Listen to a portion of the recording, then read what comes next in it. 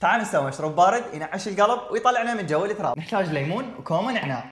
ليمونه ونشيل القشر من عندها بهاي الطريقه. اهم شيء نتخلص من القشر الابيض كلش زين، لان اذا بقى راح يسوي لنا مراره بالعصير. نسوي وحده ثانيه ووحده ثالثه. شيل الليمون ونحتاج خلاط محترم مثل خلاط فكير، الاثنين في واحد. يجي خلاط بسرعتين وتجي وياه مطحنه تقدرون تطحنون بيها كل شيء. والله الزهره. ننزل الثلج، ننزل الليمون، كميه زينه من الثلج. نحتاج هواي نعناع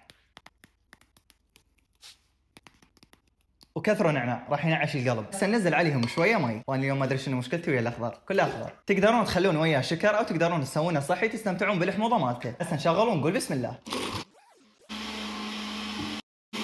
كمان عندنا اطيب ليمون بنعناع. وحان وقت الهندسه، راح اسوي لكم نوعين موهيتو ليمون ونعناع تشربون بكل المطاعم. النوع الاول نحتاج به نعناع ونعصر عليهم نص ليمونه. واقول لكم اليوم عندي مشكله ويا الاخضر، كله اخضر. نخلي شريحه ليمون ما تاثر ونعطيهم هرسه كلش زين بس حتى نطلع نكهه النعناع. النوع الاول يحتاج هوايه ثلج، والله وحتى النوع الثاني هم يحتاج ثلج. هذا اللي بس ثلج نصب العصير اللي سويناه بالبدايه بهذا الشكل. غلسوا على هاي الحركه، لحد الان ما لقينا تفسيرها. النوع الثاني نحتاج به صودا او سفن. كمان عندي العصيرين، بس اكو حركه بسيطه اذا سويتوها راح يطلع عندكم نفس العصير اللي تشترون من المطعم وسعره 6000. نخلي شريحه ليمون بس. هسه نجربهم ونقارن ياهو الاطيب. بسم الله. منعش ولا يعلى عليه، اكيد هم طيب يعني، وغير طعمه سفن. جربوا الطريقتين كلش طيبات، منعشه وهذا اطيب.